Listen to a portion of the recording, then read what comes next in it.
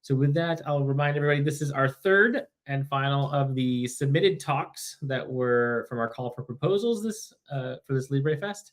And I'm excited to introduce Stephanie Warden and let her take it away. Thank you. Right. Hi, everybody. My name is Stephanie Warden, and I'm the Interim Library Director at the University of Wisconsin-Superior. And today I would like to talk about something that kind of changed the way I think about building an OER program. And I think that it's worth mentioning that this is predicated on many wins and also losses, lots of failures that happened. But I want to go into it very transparent that when I started this work around 2016, I was very much of the opinion that it was an OER champion's role to go through and to do the heroic stuff to get a program off the ground. And I think that there were a number of things that kind of changed my viewpoint on this, and I would be remiss to not mention that some of those are due to just luck. So this is a talk that is going to go well into why I think that infrastructure is an OER strategy, but in many ways it's also the story of the OER program here at the University of Wisconsin-Superior.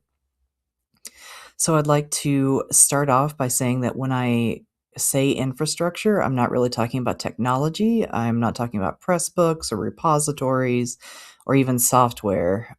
I'm sure that and those do have a place. They are obviously very important, but I'm talking about things like people, the knowledge, the resources, relationships, workflows, culture, and programs, those things that create the conditions where open education initiatives can thrive. And my hope is that whether your institution has had an OER initiative for 10 years or you're just getting started, that you'll leave today with maybe something that can help you either change your things around or give you a different perspective for how you interact with other people. So let's just move on to the next slide. And I think it's important here to give some context about the University of Wisconsin-Superior. It's a regional comprehensive university, and we're located on the shores of Lake Superior. It's very smoky right now. If you've been following the news, you may know that we are absolutely covered in smoke. We have about 2,800 students, and many of them are online learners. And like many institutions, our OER journey didn't quite begin with a strategic plan to address those 2,800 students and the many online students. It in fact began with some enthusiasm. So in this case, we're talking about infrastructure, and I've mentioned that it's the people, the knowledge, the relationship, the workflows, the resources, the culture, and the programs. The additional context I would like to add to that is that my work here started around 2016, and I partnered with our Center for Teaching and Learning to offer some occasional workshops. They were amenable to me coming in and doing some of that, so that's what we did. And it was mostly me doing those little one-offs and haranguing people with items that I found in the Merlot repository, just really hammering away at, oh, did you know that these things are here? You should use these things. And I'm not sure how much we gained from that, but certainly it got OER into people's minds a little bit. Some people were amenable. Some people were very much not amenable, and I learned a great deal in that time.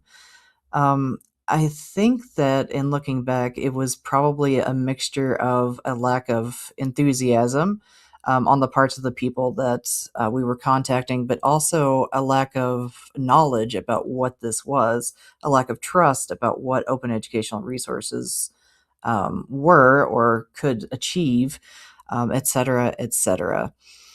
So a little while later, another librarian joined our team, and they had a real passion for accessibility, and that was great. We had a lot of time to work on just educating ourselves and creating strategies to educate the community and learning about Creative Commons, licensing, accessibility, instructional design, publishing.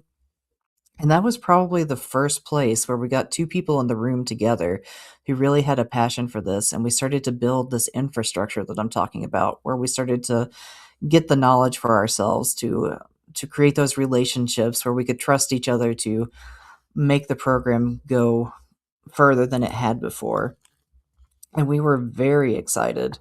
A little bit after that, we integrated with another unit that brought even more people into our committee, and that was great until it wasn't, where we had so many people willing to do the work, but not everybody shared the knowledge necessary or had the relationships necessary to do the work. So we learned that it was important not only to get people in the room with the right knowledge and those relationships, knowing what they're doing, but also to ensure that they're the right people with the right knowledge, etc., etc. So it's going to move forward a little bit. When we're talking about the people there, the creation of a sustainable OER initiative, who is as important as what? Your humans make OER possible. And I've already discussed this a little bit. I didn't quite advance when I intended to, but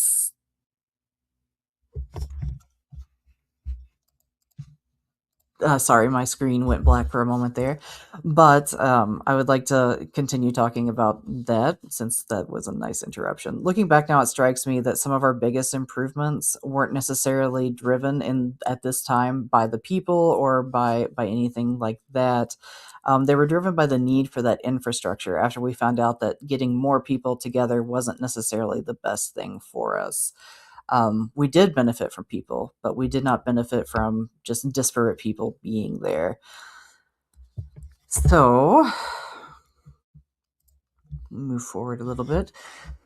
We decided that we were going to put a new emphasis on knowledge for people, ensuring that those people that came to us were going to share a bedrock understanding of the things that we were talking about. So to ensure that an OER initiative is not only survives, but thrives, instilling knowledge in the stakeholders / humans across all areas is essential.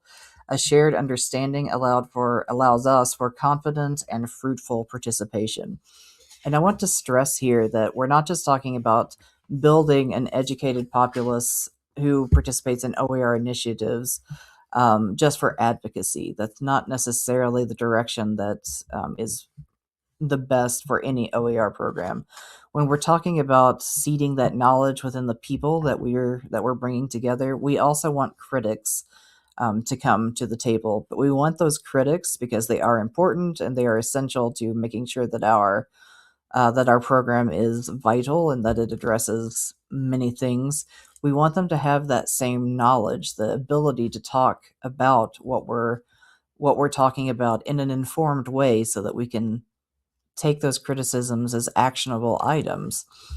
For example, if we have somebody that comes and says, "Oh, I don't think that OER are particularly useful because they are not credible or because they don't follow copyright," that's if I don't know that they have an understanding of copyright, if I don't know that they have an understanding of the resources available and the difference between something, that's just on the open web or something that's in a repository that's been peer reviewed, then I can't necessarily take their feedback as something that's actionable. That's not particularly helpful. But we do listen. We still listen, of course.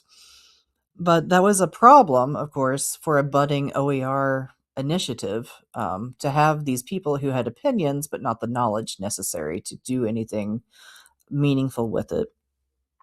So that was a real focus when we were talking about how to get our program up and running, was to build structures that allowed those people, not only the people that wanted to participate, but also those people who would rather not, to arm themselves with the necessary information to interrogate our things if they needed to or wanted to.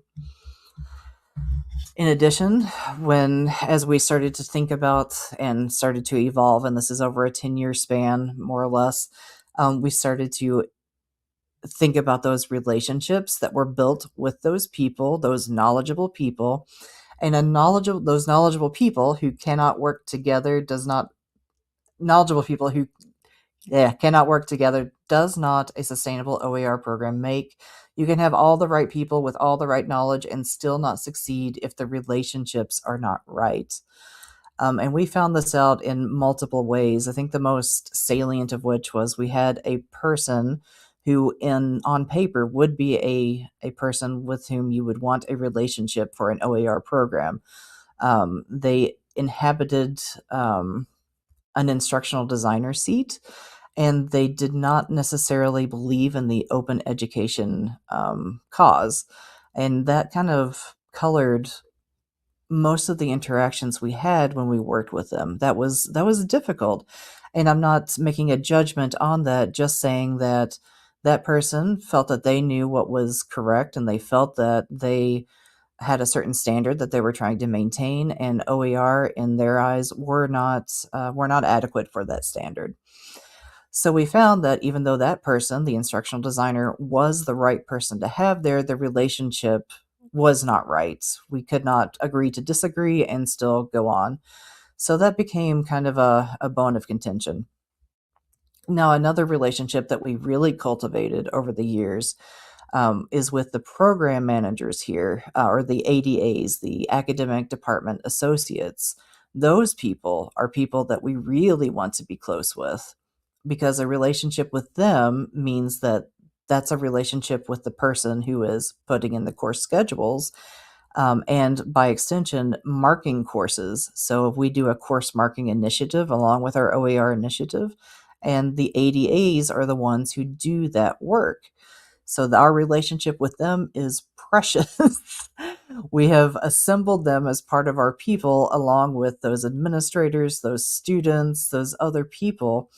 And we really nurture those relationships because, number one, we like people, we like the people we work with. But number two, it really gets us something salient. And being able to go back to them over and over again is very beneficial. So that's a fun thing. All right, I move forward a little bit. I'm not even using these notes really. All right, the next item that I would like to draw to attention would be the workflows aspect of it. Now, I'd like to preface this by saying that part of the thing that drives me in terms of doing this work is that I'm kind of a trauma-informed person. I really like the idea of trauma-informed leadership and the different things. And one of the things that is important in that is psychological safety, reducing or naming uncertainty, as the case may be, and making sure that things are more sure, that you can expect what you can expect, and you have control over what you have control over. So creating, documenting, and iterating the processes that take the idea from thought to material is mandatory for us. It is not something that we take lightly. It's essential that you know what works and use it. And I don't know that anybody came to this presentation thinking, ooh, I'm going to hear about sexy documentation, because that's not necessarily as fun as some of the other things that we've talked about. But these workflows, these tedious things where you can put out an MOU saying, hey, if you create with us or if you adapt with us, these are the specific expectations that we have for the product that you return.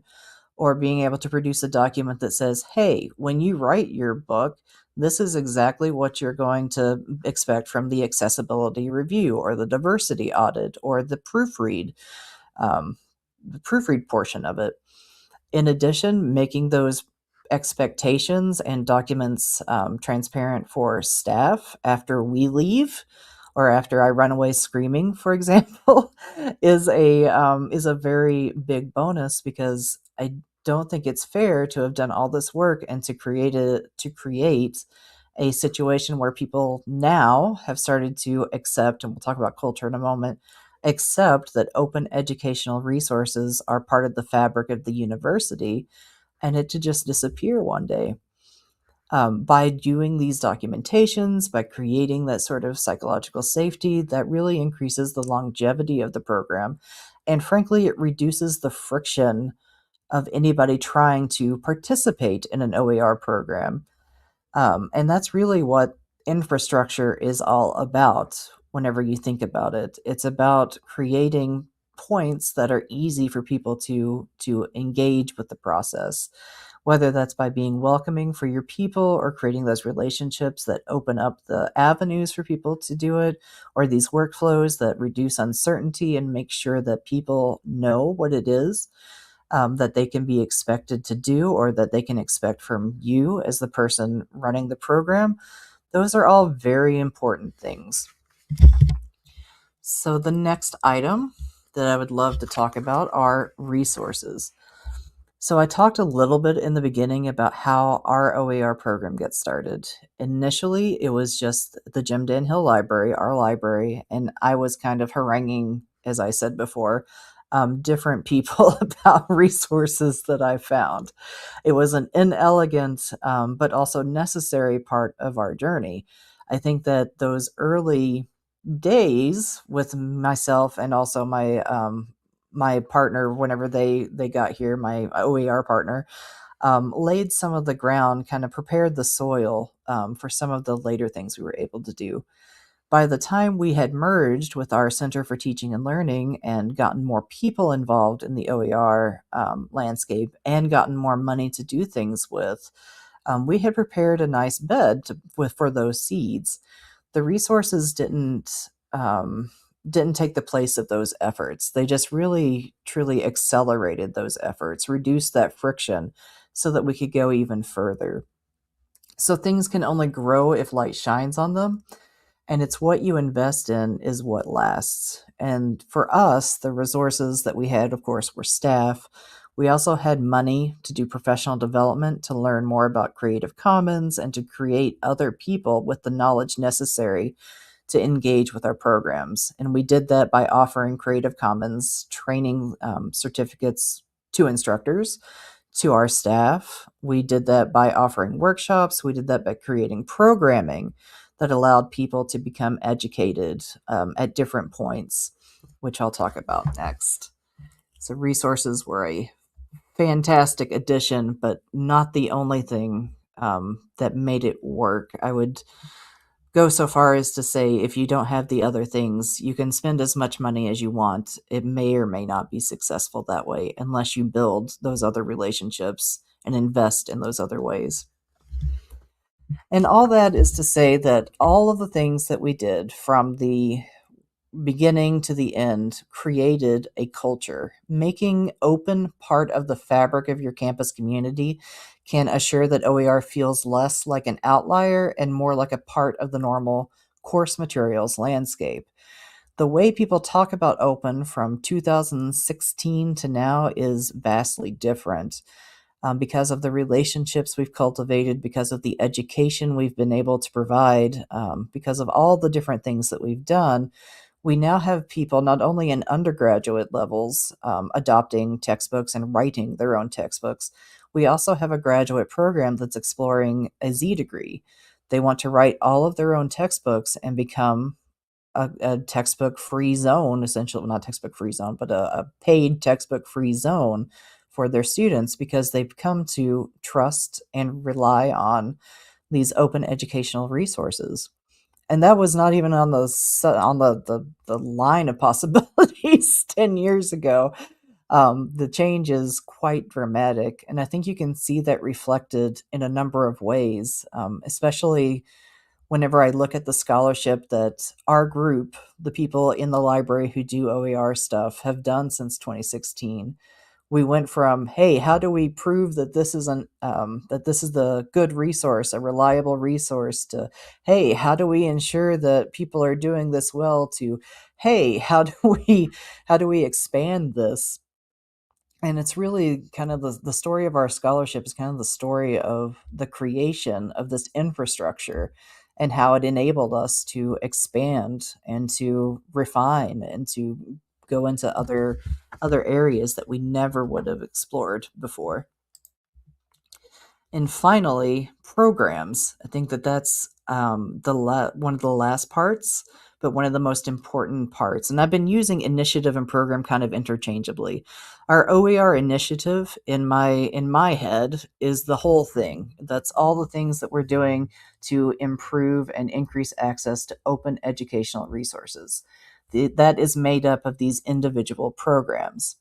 And these are varied, repeatable offerings that allow participants to engage at the level they are and see where they may aspire to be. And they can serve not only to attract people and create knowledgeable and connected participants, but also serve to attract resources and instantiate that culture of openness. For us, this evolved in a number of ways, but I will say now that what we do is that we get our people together who know about OER or who have worked with OER, and we have them do a panel discussion. At that panel, from that panel discussion, those are the people who attend. The people who attend are the most likely to benefit from deeper learning for OER. So we have what's called a virtual intensive. Those are the people that we target for our OER virtual intensive. Those virtual intensive people who learn about things like Creative Commons, copyrights, fair use, and open adaptation, creation, etc., are the ones that we target for our OER mini grant program. Those people that complete the OER mini grant program are the people that we target for the panelist discussion in the next year. And then it starts again.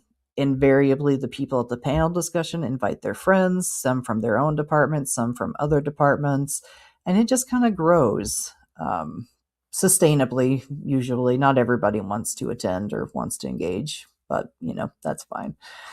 So that's a good example of how we've taken the previous infrastructure that we've talked about, those people, the relationships, etc., and we've brought them together and kind of turned them into a feedback loop. And I would argue that you could do this backwards too in some ways. Although I don't know, I think that it's very adaptable. I think that there are different ways to do this. But what I really believe is that all of these things are necessary, especially in our context, have been necessary, and maybe necessary in other contexts as well. So I'm going to put a quick poll up here, and I'm going to ask really quickly. Well, maybe I am. Oop. Okay. Oh dear, my screen just keeps going. All right, show on stage. And I'd like to hear from people what they feel is the primary driver of your OER initiative. And if you would in the chat, would you say whether or not that you would say that your perception of that primary driver has changed as a result of this talk? Or did you think of anything else as a result of this talk that might be worth discussion?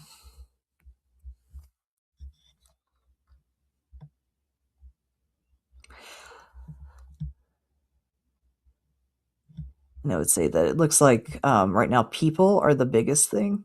I only allowed one, so whenever you talk about people, I'm wondering also if there's relationships involved in that, which of course there are. They're pretty closely tied. Okay. All right, sounds good. It looks like people is by and large people and relationships. Yeah, I think that those are the base places to start. And with those, then the knowledge becomes easier because the trust is already there.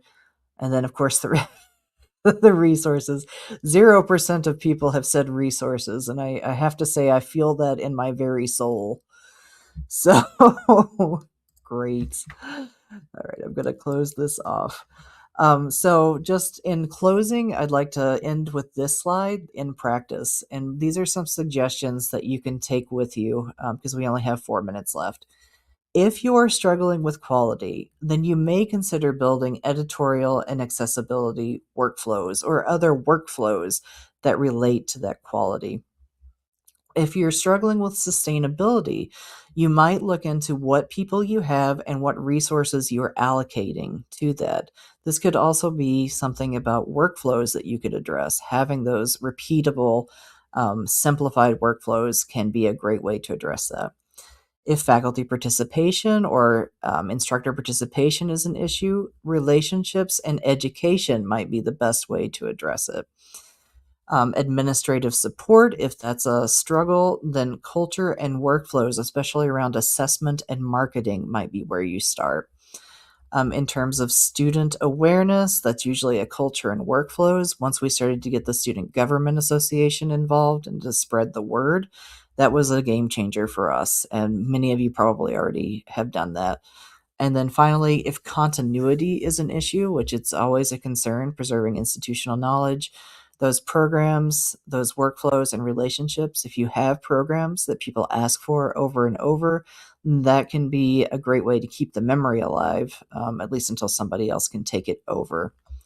So we have 2 minutes left, and I want to give people time to ask questions if they would like, or any comments are welcome.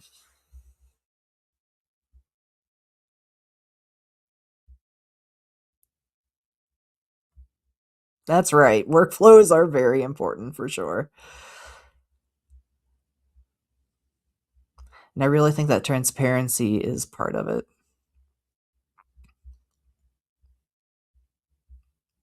Yeah, thank you for coming.